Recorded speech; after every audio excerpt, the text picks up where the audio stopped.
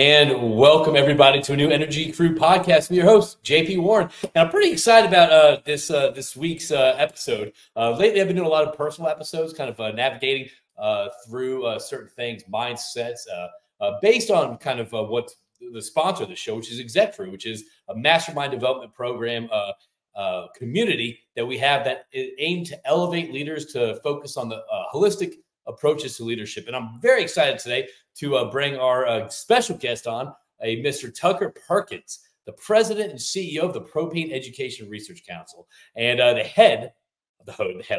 host of the Path to Zero podcast. I'm excited about this, and Tucker, I'm going to bring you on right now. I'm excited about this mainly because you and I were talking about this before we kind of came on.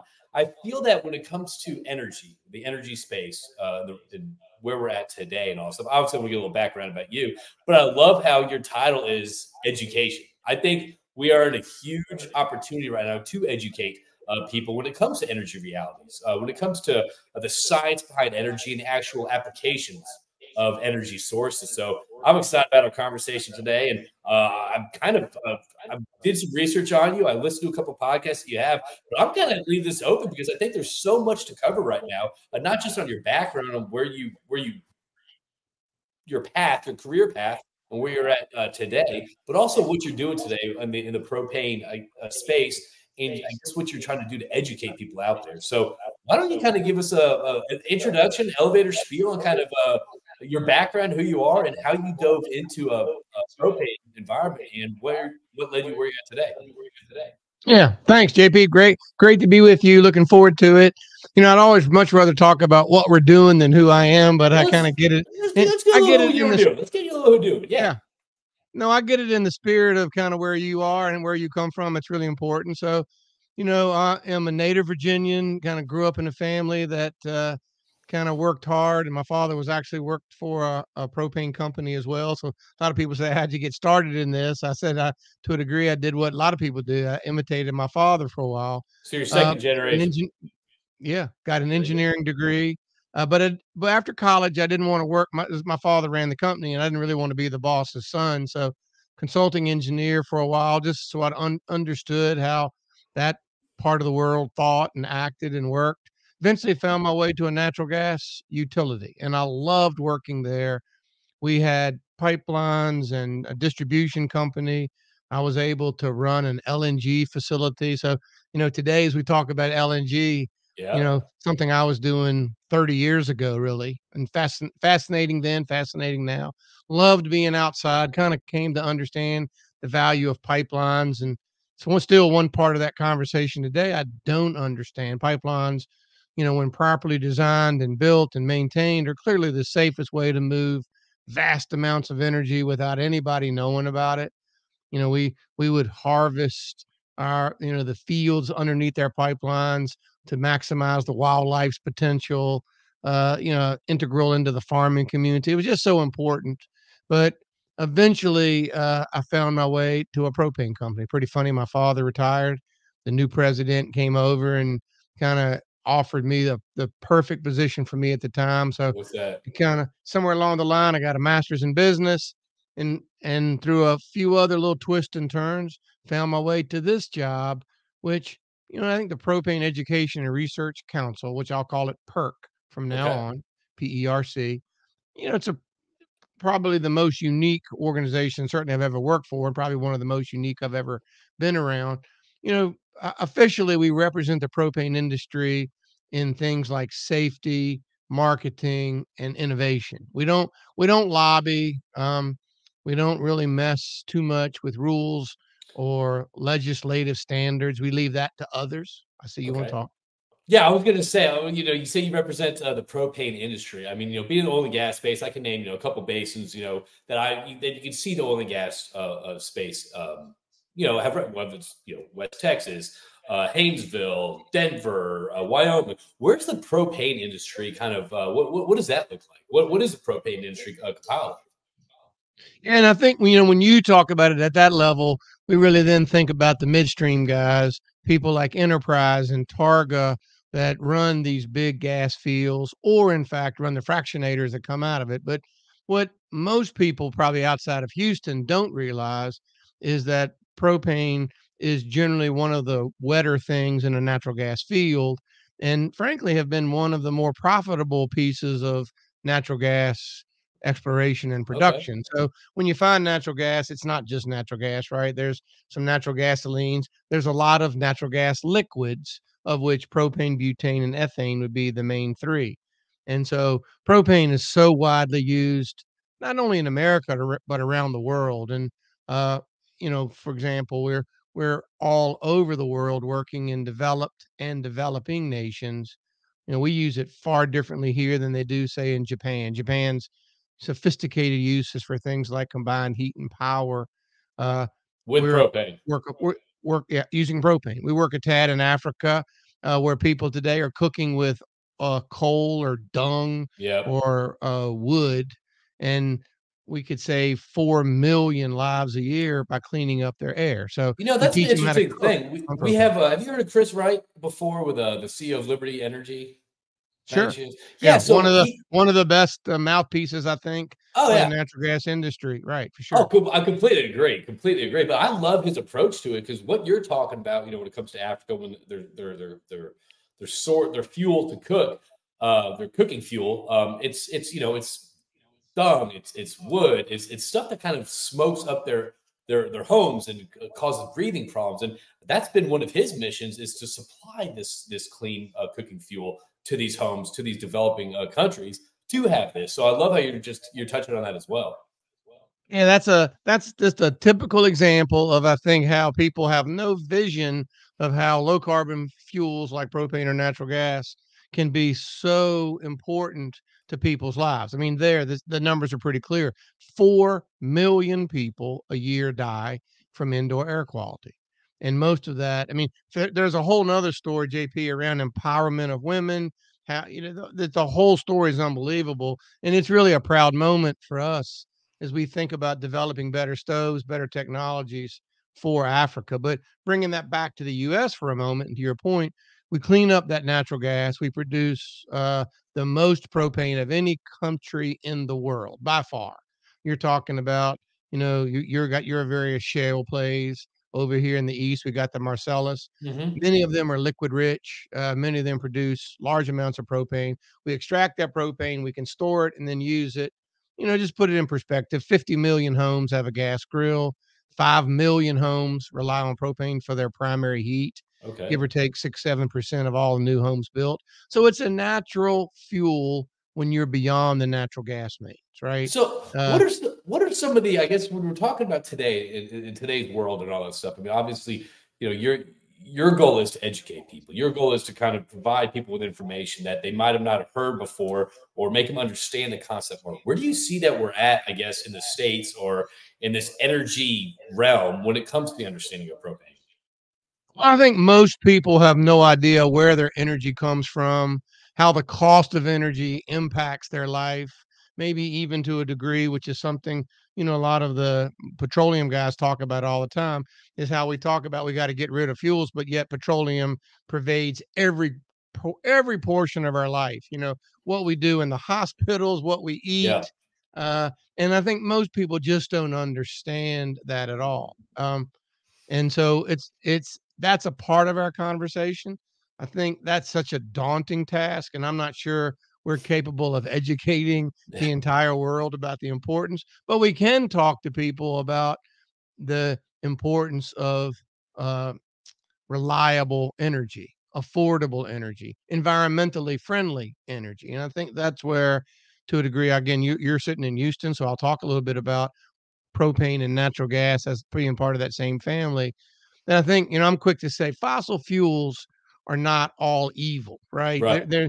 They're not binary. They're not all bad. They're not all good. Certainly, coal, wood would be two examples I think are pretty difficult to be clean. Of course, we can do it, but they're pretty difficult. Propane, natural gas, really clean, low in carbon, have renewable counterparts now. That's a real story. But really, we have the ability in those two fuels to change the lives and to have a quality life for billions of Right. people around the world as we think about not just heating our homes or taking care of our animals on the farm or hot water or cooking, We can think about power generation and transportation and how we move ships. It's a crazy good story. You had a very interesting concept, not a concept, a discussion point. How about that? When I don't want to get into climate change. I don't need to get into that. I don't really feel like getting into that. However, you brought it back to a certain point when it came to human flourishment, human safety. I think it was human. It was health and safety. That's kind of been your main focus Totally. on. Yeah, can you Yeah. talk to me about that a little bit? Well, I always talk about I try to talk about everything in threes, right? And I think it's funny. I gave a talk to the Department of Energy a couple weeks ago, and I was talking about affordability. And one of the people came up after my talk and said, "Appreciate you talking about affordability. You don't talk about it. We don't talk about it enough." I think to your point there, clearly affordability, being good for the environment, they are tremendously important. But the third leg of that stool that we don't talk about much at all is good for our health. And I'm quick to say, I think how we impact our health, particularly through NOx emissions, that those are the emissions that harm everybody's lungs, give adults COPD or asthma, but for children, bronchitis, asthma. And it's funny, I was giving a talk earlier today, and I said we have a solution in front of us to almost immediately clear the skies of LA. If we could move away from diesel fuel in so many of the vehicles that could be running on propane or natural gas for that matter. The NOx emissions in the propane case, I know the engines by heart. The NOx emissions are eliminated by 98%, maybe 99%. So, so we have an immediate opportunity to change health. To your point, I think talking about the environment without talking about our health, it's irrelevant. And to talk about those two things without talking about the ability to afford the solutions is the last leg of that stool. And they're just completely linked. You cannot de-link any one of those three, I think. How do you what is, I guess, some of the challenges you're seeing? What you're saying about the cars, switching from diesel to propane, it could save 98% of emissions. All these stats. What's been, I guess, it seems like a no-brainer. That's what I'm trying to say. Why has it been such a kind of, I guess, a pull through the fire to get people to understand the benefits of natural gas or propane? Yeah, that's a question that will plague me probably till the end of time. I mean, I think there are a couple of things at play. One, there are a lot of special interest and people, sometimes even I think well-meaning people hook onto a vision that may or not be right or may be changed a bit as they learn. There's a lot of money to be made or lost in some of these uh, transitions. And so I don't really understand I think the key point is the energy system is so complex that very few people want to understand it, right? I mean, I'm a guy that fortunately through my career, I found natural gas, transported natural gas, cleaned up natural gas, got it to the end users, whether it was a consumer or an industry. So I understand that. Then I moved into natural gas liquids. So you have to understand fractionation and transportation. It's taken me a decade, I think, to understand the electric utility industry, how we produce power, how we transport it, and Yeah. think about energy storage.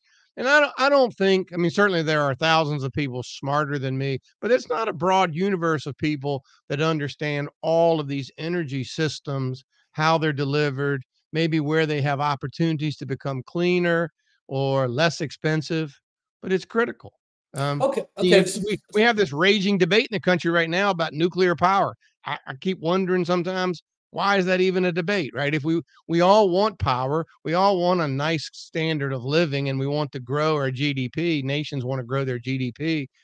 You're just not going to ever get there, I think, without this clean base load of power that comes from nuclear power. And I mean, one day this conversation won't exist because we'll have fission, um, and then maybe, fusion, and the conversation's over. But that's a We got a long long ways way to off, I go. think. We got a long way to It's a go for long ways that. off. Yeah. Okay, so you said you spent better part of about a decade researching kind of the electricity market, how gas is.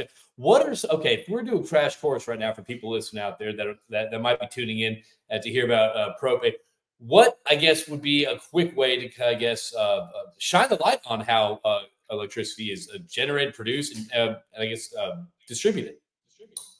Well, I think the first thing is that people are read every day that, my electric vehicle is emission free. And I think, that's just so misdirected because I guess it is emission free when it sits at rest. But the minute you begin to drive it, it's no longer emission free. And then you have to charge the batteries and what happens behind that. And again, volumes have been written about finding those rare minerals that go into batteries and producing batteries and all of that. But at the end of the day, I find few people think about generating electricity, what fuels you have to burn or use to generate electricity, what happens to electricity when you transmit it through power lines, how do you store electricity? I mean, it's really complex. And then you live in Texas.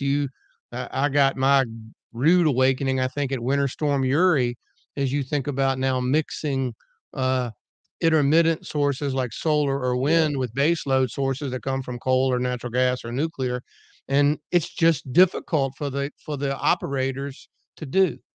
And so that's why, I will often talk about a wide path. And I don't really talk about an all of the above. Every now and then I hear a politician talk about all of the above, and I recoil at that because it's not all of the above.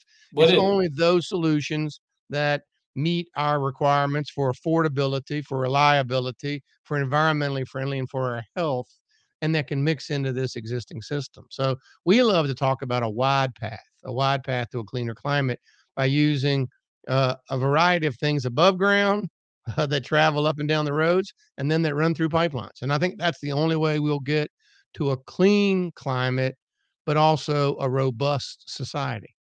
I think that's been a major, I guess, disconnect when it comes to these conversations. It's all or nothing. It's black or white. And I find it very rarely that any answer in life is black or white, especially when it comes to something as complex as energy. Right. And I'm going to confuse it even more because Bring I it. will say to you that, what we thought to be true 20 years ago is not necessarily true today. And clearly, technology, and you'll find if you talk with me very long at my heart, I'm a technologist. I believe in technology. I believe in the ability to change things for the better on almost on a continuum that 25 or 30 years from now, we'll be doing things much differently than we're even doing them now. And again, I say all the time, uh, parts of this. Batteries are certainly a key to the future. How we generate power, we talked about nuclear power is different. Clearly, to me, I believe the batteries of the future, they're not even in the laboratories today, right? What we will rely on in 2050 or 2060, they're not even in our laboratories today. It'll be the pace of innovation is shocking. But to that point, I think we have to live in the today. And I find we're all so eager to find that shiny object, right? That Yes. we'll live our life today the way we've done it because we're waiting for the shiny object to come along. And I think, it's you say it a lot of ways, but I think the enemy of good is perfect, right? We want to wait for perfect. And Yes. we are consistently saying you don't have to wait. You can make major changes today that will benefit the climate, benefit your health. You'll be affordable. And part of that's in play as we think about vehicles moving from diesel fuel to natural gas and propane. Partly as we think about power being moved from coal to solar and wind. Um, and those are good examples of what we're doing. But to your original point, I think people believe that we can just have an emission free power grid, and that just probably doesn't exist outside of hope. Yes. So, I kind of have two questions right now. You just talked about kind of the changes that we could make that could have the most impact, right? To a cleaner future, a cleaner today, cleaner tomorrow. What changes? And another thing that I want to ask, so I don't forget. Hopefully, you remember. I want to find out kind of throughout your history, kind of where we're at today when it comes to the energy discussion. Let's go talk about the changes first. What changes are you talking about that could actually have a great impact, I guess, when it comes to affordability, reliability, our grids, a cleaner future? What changes do you see? Well, I think there are three areas for me that I see immediate results that could happen Okay. is to move away from diesel fuel in transportation, in material handling, and in power generation, where we have solutions that could be Okay. made up of natural gas or propane. Okay. And by the way, those solutions today could also come from renewable natural gas and renewable propane. So even lower carbon alternatives, but it would be so easy. And I consistently say, if people would execute on the vision I have, the skies of LA would be clearer. The children of LA would be healthier because they're not subjected to those NOx emissions that are just inherent in a lot of these new engine technologies. And I fear, frankly, that everyone thinking that they could drive EVs is going to clear the skies. That would only be true if our power generation was clean. And And also we what weren't people don't shipping. Yeah, and also we weren't shipping in diesel and sitting on tankers in the bay right out there, just floating around right. burning diesel. Yeah. 60% of the electric grid today is comprised of power generation that comes from coal or natural gas. So, right. So, we're much better off to use those fuels directly, like natural gas or propane. So we look for opportunities to move from diesel fuel, which is inherently difficult to store, fairly expensive, fairly price erratic. So those are bad things. And now we have a chance to move to cleaner fuels that would virtually eliminate particulate matter. That's a Hmm. carcinogen. Virtually eliminate NOx, which is bad for all of our lungs and plant health, and generally even more affordable. So it's a double benefit, right? It's a benefit, triple benefit actually. Benefits the climate, benefits our health, and benefits people who are buying those goods and services from those trucks because their cost of fuel is less. I know in my case, I've probably seen over 4,000 price studies. And by switching from diesel fuel to propane and medium Okay. duty transportation where we are, the operating cost per mile is cut in half every time. Sometimes more, but every time cut in half just because the fuel is cheaper. Uh, it's very efficient. Um, and so fleets like FedEx or Wow. UPS or Nestle Waters, just that come to mind immediately, when they switch from diesel fuel to propane, they cut their operating cost in half. That's pretty good That's if you're trying to significant. deliver packages to everyone's home. That's extremely significant. Do you see kind of are people kind of passing over the benefit and the availability of propane and natural gas to kind of jump in this electrification thing? I guess I this think, goes. yeah, right now, I mean, the pendulum has swung a bit, right? We're coming out of a period for the last couple 3 years where everyone believed that battery electric vehicles were going to be the solution. And Mhm. by the way, that even stratifies a bit. What's applicable to a small car, say a 2 or 3 thousand pound car that you drive to and from the store? It's a materially different story for an 80,000 pound truck that Big rig, swings, yep.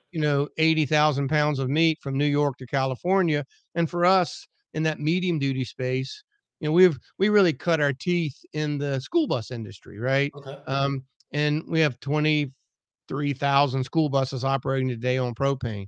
There are 500,000 school buses, so we've got just a tiny fraction of them. But those 23,000 buses give us a great story to talk about emission savings, cost savings. In fact, if we could convert the rest of the bus fleet to propane, we'd save enough money in operating costs to put 23,000 new teachers in the classroom year after year after year, right? So Gosh, that's it impact. I shows mean, it's you huge.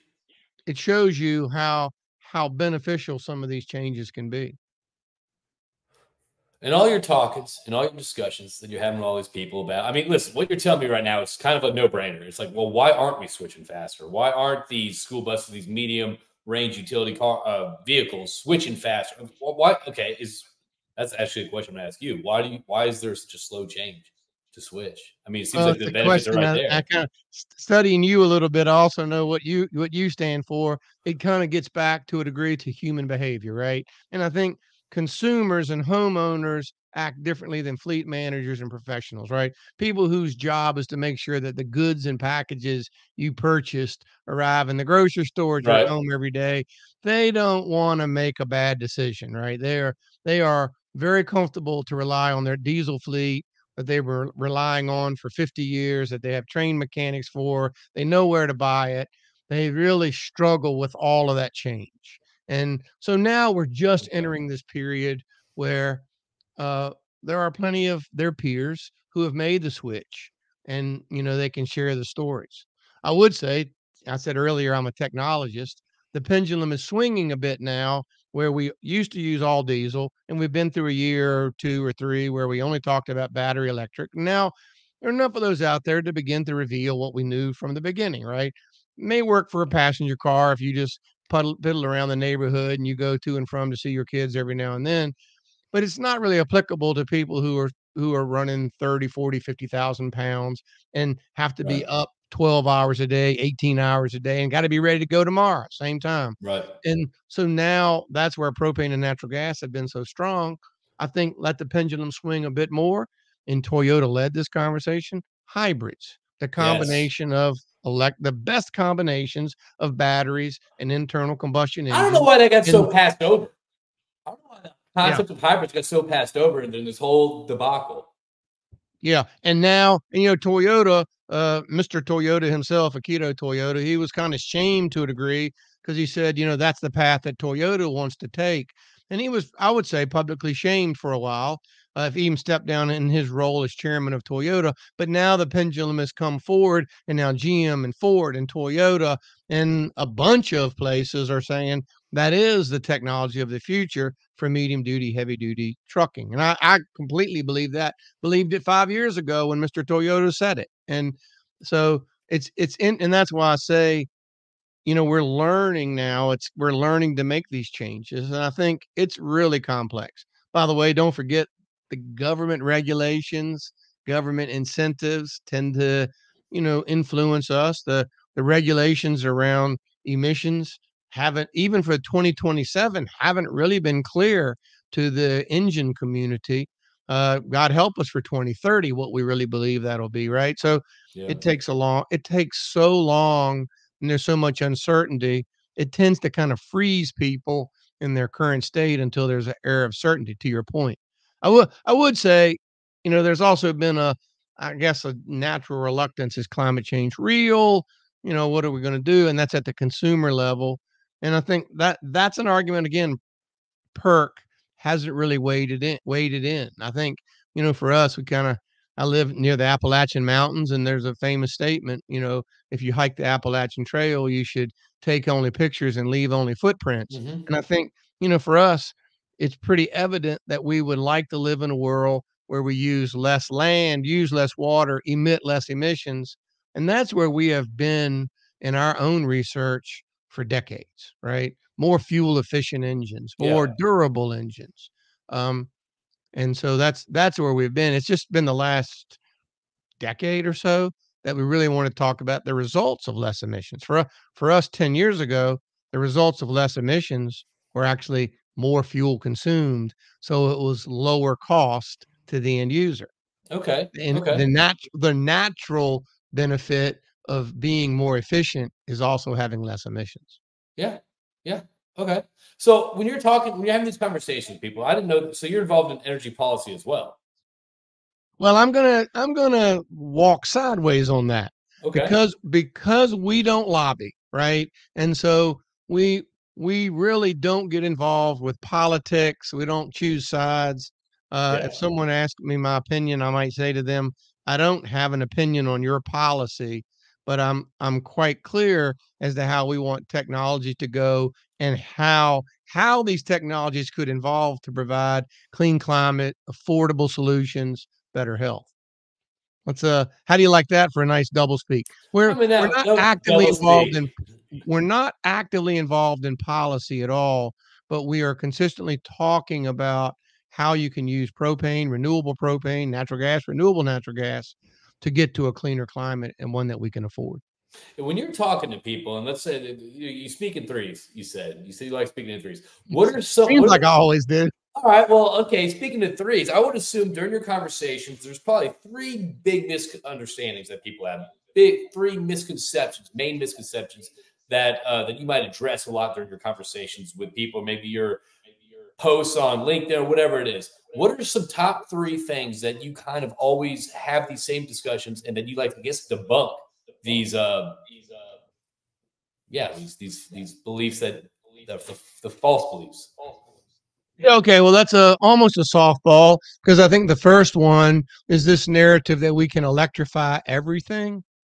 I think that narrative is false.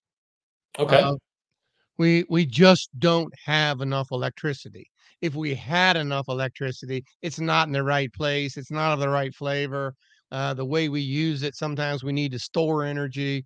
So the concept of electrifying everything, I believe, is inherently false. Okay. Now, will that be in 50 years? Talk to me about battery storage. Talk to me about better smart systems. Talk to me about grids that can transmit two different flavors of electricity. Maybe that's okay. But right now, to your point directly, that number one, clearly we cannot electrify everything. That's a Okay. false premise. All right. I think number two would be that fossil fuels are evil, that fossil fuels are bad. And again, I Right. said that already, but I think one, we cannot live in a world without fossil fuels, right? It's really difficult to mine, to mine battery materials, to do heavy civil construction, to power ships, and certainly in the near term anyway, to make clothes, to make computers and Right. plastics. You need fossil fuels. You live in a place that lives that every day. So I think the fact that we're going to rid ourselves, we're going to be in a fossil free world. That's again patently false. Right. We don't have that ability.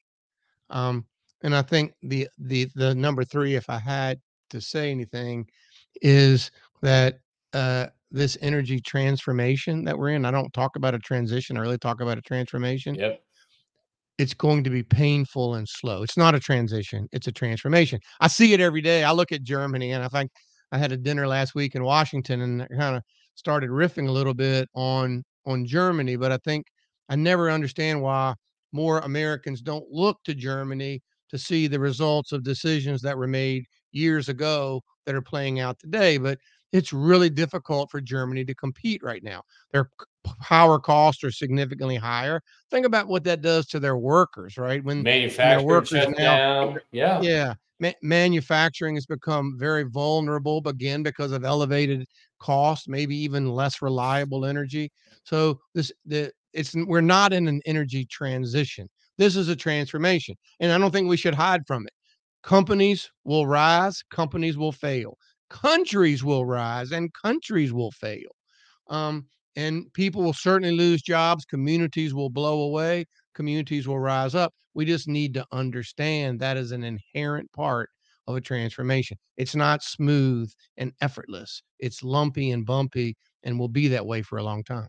I mean, the fact that there's a lot of targets out there, matter of fact targets, shorts, and they're around the corner. I mean, they're 2030 is around the corner. 2027 is around the corner. Where do you? I mean, I completely agree. I think there is major lessons to learn right now when observing other countries when it comes to energy policy. Whether I don't care what side of the fence you're on when it comes to energy policy.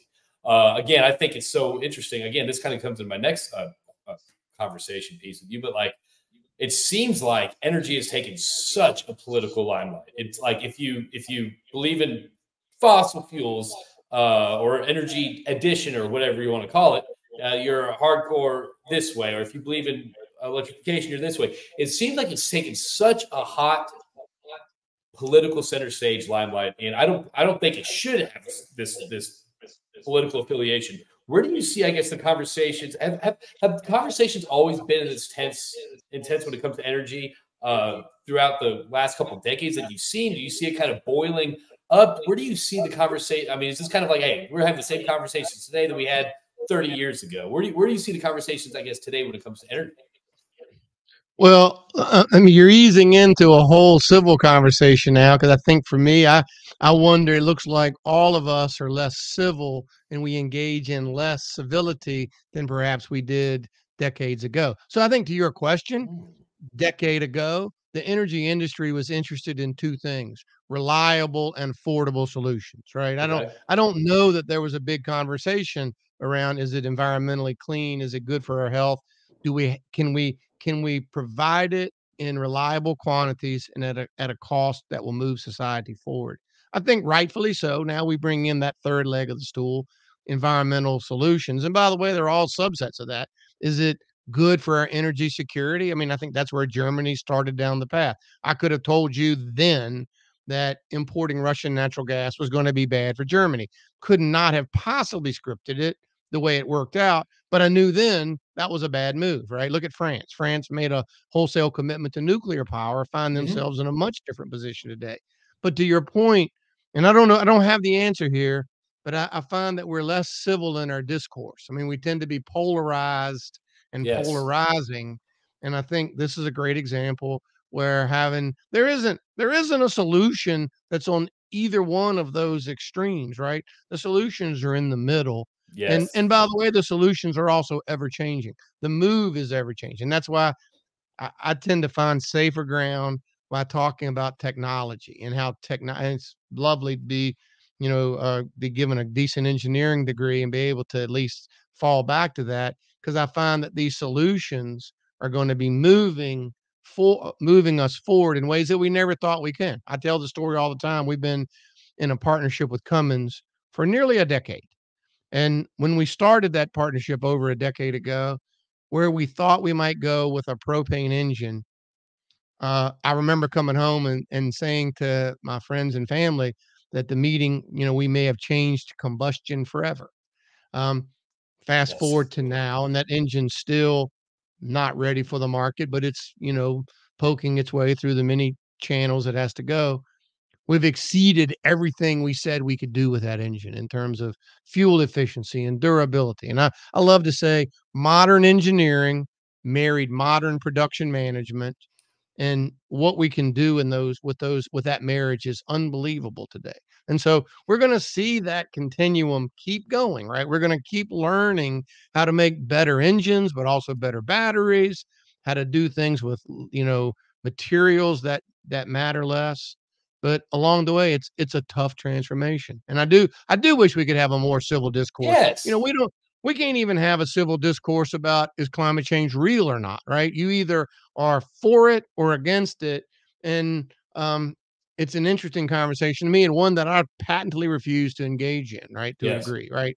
I want to be that Appalachian Trail, taking only pictures, leaving only footprints. I want more efficient engines because they're cheaper to operate. They're better. And along the way, if they're more efficient and better for the environment, I'll take it.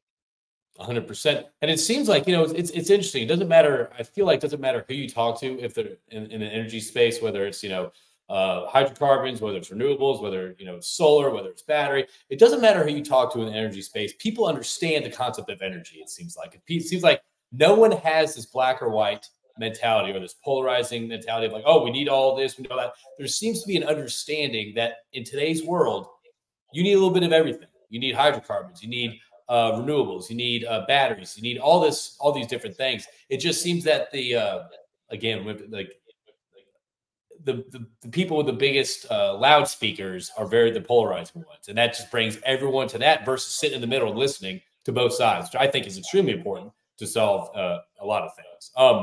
And I do think to that point, some of the loudest voices in the room are often the ones that probably are least full of the correct information as well. I Yes. think it's really troubling to me that some of the loudest voices are moving to a place that I don't really believe is good for our economy, good for our people, good. I don't think they're good decisions, and that's one Yeah. reason I'm glad you call out Chris Wright. Toby Rice comes to mind. Oh, The natural gas industry has just a few people who are out talking about it often, and I'm always thankful for their voices because I think it's easy to be vilified when you're out kind of having that view that natural gas and natural gas liquids like propane are a part of the solution. And by the yes. way, we haven't even opened the door yet to the ultimate end game for us, which is renewable fuels and blends of renewable fuels. And it's amazing what I tell the story often. I was in California a decade ago, and I'd given them my best talk about how propane really was a solution for the ports and cleaning up the basins of California. Could clean up the air immediately. And they said, "What's your path to zero emissions? Where do you have renewable fuels?" And I said, "I'm sorry, you didn't listen to what I said. I've just given you these perfect solutions today with conventional propane. We don't need renewable fuels." And they said, without a path to zero, you won't be a part of our energy solutions going forward.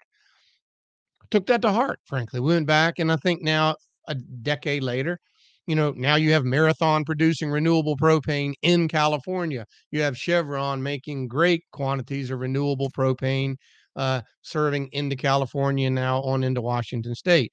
And that's just one pathway. We're working on another dozen pathways that come from waste CO2, wasted methane, wasted plastics, all kinds of ways that we're able to turn those waste materials into fresh energy. And it's thrilling where I think the industry will literally end up 2035, 2040, and beyond. Well, let's okay. That's the perfect way to because I was going to kind of segue into a little wrap up question. You love technology. You're talking about technology a lot. You're talking about what it looks like in the future. I love how your mind stays up there and kind of the potential on where we can go. What technology have you seen that kind of that you've seen in the last 4 or 5 years that really excites you? And talk to me about the future. Where do you see the vision for the future? I know we don't have the answer. The technology might not be here, but what do you imagine? I guess that looks like. Well, I definitely think, in the final analysis, nuclear fusion is the game changer. When we can do that, when and if we can do that, that's a game changer. That's clean, stable, low carbon, zero carbon electricity. And then we can live in a world, and because then perhaps we could even make it more decentralized, right? But until that point, we're going to live in a mix where we rely. I love to talk about the three-dimensional energy grid, right? We're going to rely on electricity that's transmitted in wires up overhead, and we're going to live in with that electric world. We're also going to transmit low carbon fuels through trucks and rail cars up and down our railroads and highways. And we're going to rely on a lot of fuels that come in underground pipes. And until we actually are using each of those dimensions below the ground, across the ground, and up in the sky, I don't think we'll get to the optimum choice of energy. And by the way, that optimum choice gives us affordable energy, available and reliable. They're very much the same thing, and then environmentally friendly.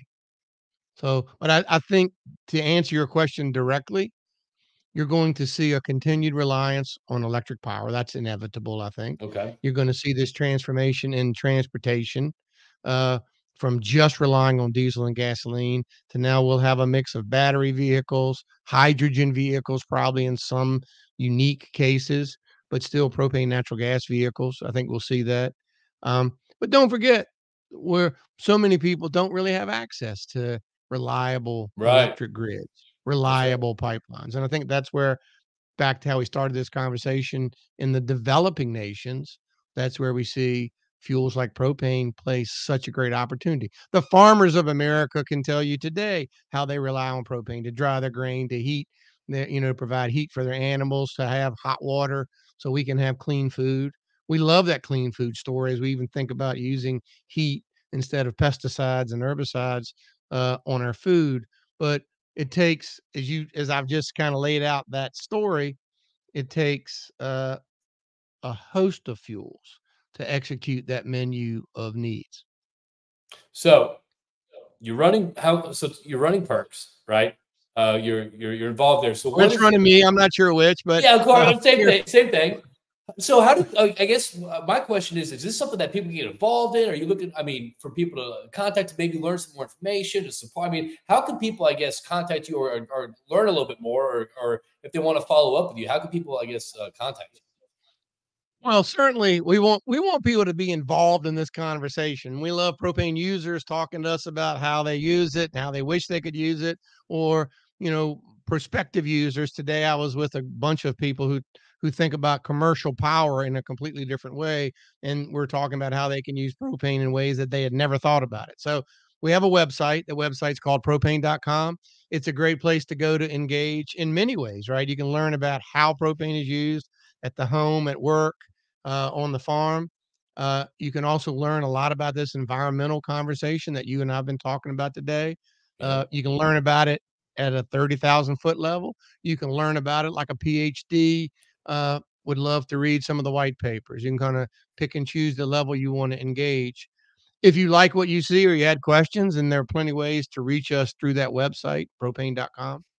I got my own podcast. I'm proud of it. It's called Path to Plug it. Zero, and it's really a great. It's not necessarily a propane podcast, right? It's about the energy transformation and gives people a chance to learn more about carbon and carbon capture, carbon storage. Today, I'm reading about the oceans are significantly hotter than we ever thought, and I think it's a good indicator that we just don't understand yet so many things about what's going on. So, some of my favorite guests were talking about carbon and the impact of clouds and the oceans. And um, so it's a great place to go and learn as well. You can actually access that podcast through where you find your podcast, and you can access it at Path to Zero. I mean, excuse me, the podcast is Path to Zero. You can find the podcast on our propane.com website too.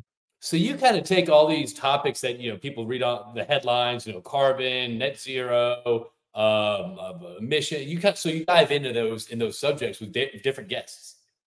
Yes, and it's really helpful. And part of my real job at Perk every day is thinking about what technology needs to survive in a decade or 2 decades, and really, what are the competing forms of energy going to be? How will propane fit? How should propane fit? Do we need to be all renewable propane? And it's a daunting job, and we're fortunate to have a great team of people around us. Because what we're trying to think about is how partnerships like we are in with Cummins or Kohler or John Deere, what does the farm of the future look like, and how does propane play into that? And what does the home of the future look like, and how do we work with builders, architects, and engineers to execute that vision? So that's one reason we're so engaged in this conversation. We're having to think, as Gretzky said, I guess, to where the puck's going to be in 20 years. Because a lot of the technology that you and I are dreaming about today, it could easily be a decade before it becomes real. Do you see that propane gets its due respect when it comes to the energy discussion?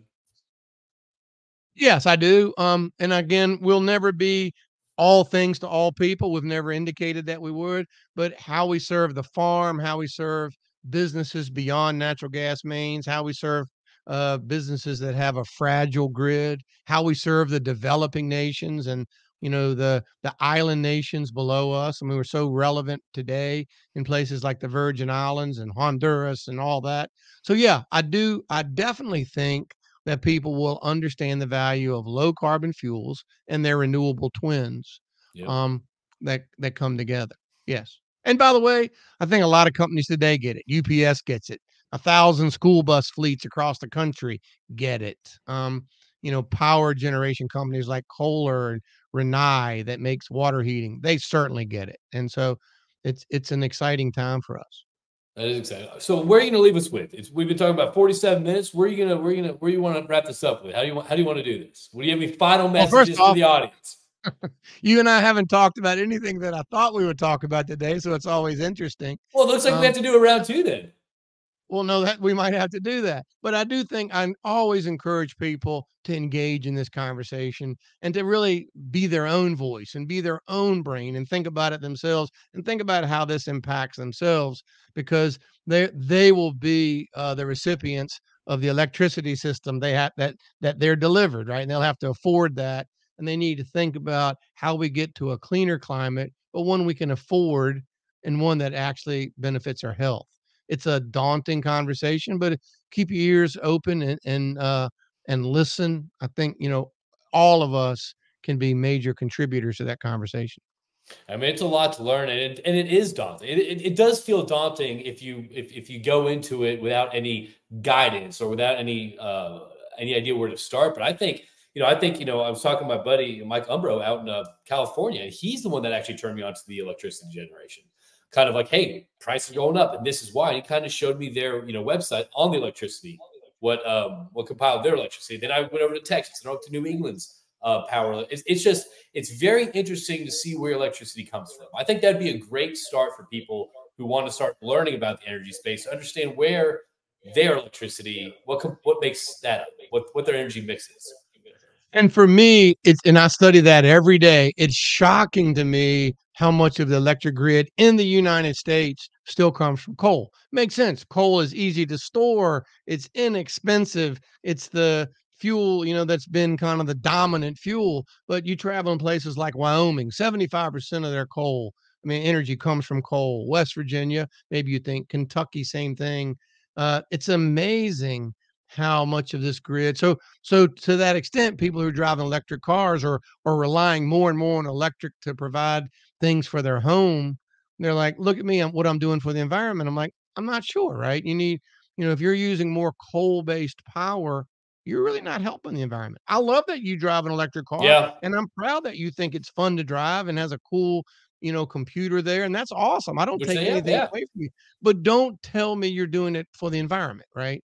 Um, because it's not zero emission, and if you're really intellectually complete about where that energy came from, what it took to get it to charge the batteries in your car, you may or may not have done a good thing for the environment depending on where you live. By the way, they're great stories. Washington State, lots of hydropower, works well. Vermont, great hydropower. I think sadly, I don't think we're going to build a lot more dams in this country, right? Hydroelectric power is Yeah. probably about maxed out. What about Um, geothermal? Where are you seeing? Where are you seeing on that forefront? I mean, geothermal is inherently complex. Geothermal makes sense, but it's just inherently complex and expensive. And so I don't think you're going to see it. I mean, again, if we were talking about Finland or Greenland, it's a completely Yeah. different conversation. And I think that's the last piece of this complexity is what works in Phoenix, Arizona, or San Antonio, Texas, may or may not work in Portland, Maine, or Yeah. Walla Walla, Washington, or whatever, right? So, there's going to be again this mix of systems that work for how you make energy and how you use energy, and because it's very different systems around the globe. How do you handle, I guess, talking to all these, I guess, different groups? I mean, you're not only talking, having lunches and all that stuff with people, you see in your area. Are you reaching out? I mean, I'm assuming you're doing school stuff too. I mean, I'm sure you have some outreach for younger kids because what you're talking about is so important. And I guess you're educating in the first place. You're educating adults. So are you educating kids too? Yeah, I mean, and again, talking to children is really, I'll say, complex sometimes because I want to make sure that we're not just giving the children our point of view, but Right. that we're allowing them to kind of think through using science or math or technology, classic STEM techniques. They were giving them a chance to think through solutions. But clearly, they are important in this. I don't ever want to think about using children as a tool to make my point. I think that's something that I would Right. tend to run away from. But we are trying to actually have a more truthful conversation. Um, and again, I think that's one of the beautiful parts about our conversation. We're quick to say renewable propane is a part of the solution. It's not the solution. It's not the Yes. only solution. It's just a part of the solution. In fact, the solution is many different contributors. That's what makes the solution. And Yes. now, quick again to say, while I talk about propane today, I would assume the person that does this job 50 years from now will only talk about renewable propane. Yeah. And between now and then, we'll talk about 1% solutions and then 25% blends and eventually 100% blends. So with this, I talk about this continuum of change. But I'm excited. I do think this. I think it's real. I think these efficient solutions that are durable and affordable are real. That renewable fuels are real, and that we can do something about capturing carbon. That we can do something about delivering these solutions that clean the climate up.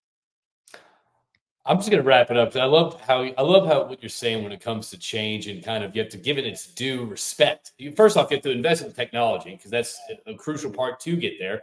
But also, you brought up a great point too. It's like you got to respect the time. You got to respect the runway in front of you because change does not happen overnight. And also, I love the fact that you talked about the mix is not just one silver bullet. It's not one answer that's going to solve the energy situation that we're faced with today. It's a mix of everything. I think that's Yeah. such. I think that's such a great message to have. So Yeah, in country speak, we say it's no silver bullet, it's only silver buckshot, right?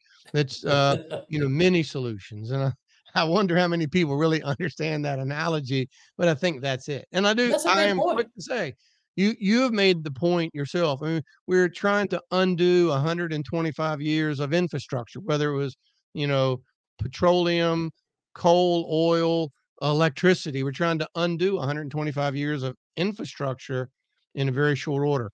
Speaking of a daunting task. Yes, 100% daunting task. But again, I think it's going to take a lot more communication, a lot more less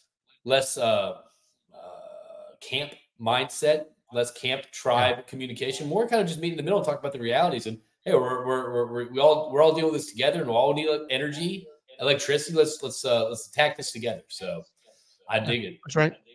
Awesome. Thank you so much, JP. It's been awesome today. Thank you. Look, I appreciate you. And honestly, if we didn't touch on anything, my bad. But I'll tell you what, next time I'm up and do a round two. I'm digging this. I like this conversation. Well, that's good. I'm your man. I'm up for it. I dig it, man. So, all right. Well, I appreciate everyone. Again, I want to thank Tucker Perkins out there, the president and CEO of Perks, which is Propane Education Research Council. Also, check out his podcast, the Path to Zero podcast, where he brings in different guests to talk about current events, on headlines that you probably want to understand when it comes to the environmental impact, when it comes to energy, when it comes to carbon, when it comes to the path to zero. So, Tucker, appreciate it. And I want you to have a great rest of the week. And thank you everyone out there for tuning in to Energy Crew Podcast. And we'll talk to y'all soon.